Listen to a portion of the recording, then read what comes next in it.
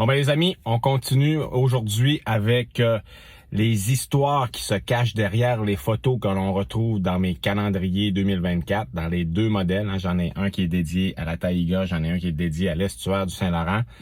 La vente de ces calendriers-là, c'est super important pour moi parce que ça me permet de financer mes expéditions sur le terrain, mes sorties sur le terrain pour aller chercher les images que je vous partage sur les réseaux sociaux pour vous émerveiller et surtout pour parler de cette nature ô combien fragile mais tellement magnifique. Et aujourd'hui, on retourne du côté de l'estuaire et cette fois, je vous parle de cette photo-là. C'est une photo, c'est quand même remarquez l'effet de mouvement dans cette photo-là. Ça va être important dans l'histoire que je m'apprête à vous raconter. Évidemment, c'était sur un site à Baie-Comeau. On descendait le long d'une grande paroi. Cette plongée-là se fait dans la baie des Anglais. Et on descend. On va virer vers 35-40 mètres.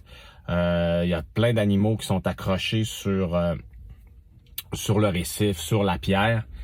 Et là, je circulais le long de la paroi. À un moment donné, juste en tournant mon regard, il y a un homard qui m'est presque sauté. Il m'est presque sauté dans le visage parce qu'il était installé à un drôle d'endroit. Je m'attendais vraiment pas à voir un homard à cet endroit-là. C'était juste une espèce de petit parapet. Le homard est installé là sur une grande paroi verticale. J'ai aucune idée comment il a fait pour s'installer là. Est-ce qu'il est tombé du haut de la paroi puis il a fini par s'accrocher sur ce petit promontoire-là où il a grimpé? J'en ai aucune espèce d'idée. Les homards, plus souvent qu'autrement, quand je les vois à Baie-Comeau, ils sont à assez faible profondeur. Déjà, lui, il était quand même assez creux. Là. Il était, on devait être à une affaire comme 18-20 mètres.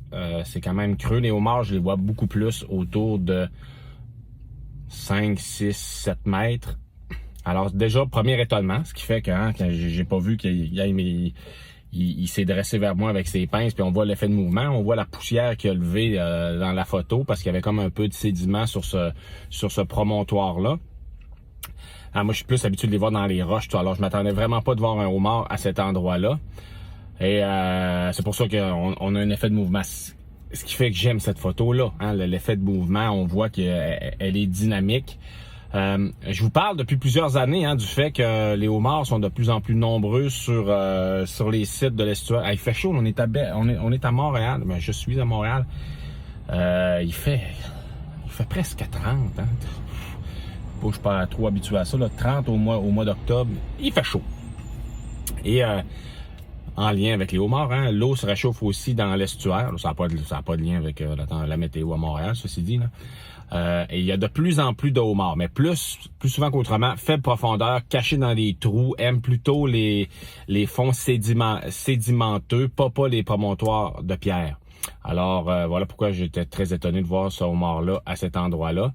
La présence accrue des homards est liée avec les bouleversements climatiques, réchauffement des eaux. On sait que les homards migrent progressivement vers le nord de l'estuaire. Et c'est pour ça que je tenais à en mettre un cette année dans le calendrier pour qu'on réfléchisse collectivement à ce qui se déroule à vitesse grand V sous nos yeux. Les homards, moi, il y a quelques années, j'en voyais à peu près jamais sur les sites de Baie-Comeau. Maintenant, il y en a même sur le bord des récifs. Il faut que tu fasses attention quand tu nages, faut pas en avoir un dans le visage.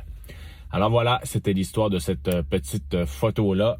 Je vous rappelle que pour acheter les calendriers, c'est sur ma boutique, sur mon site internet, www.patrickrbourgeois.com. Oubliez pas le R. Si vous n'avez pas beaucoup de sous, vous pouvez partager, aimer. Tous les coups de pouce sont les bienvenus.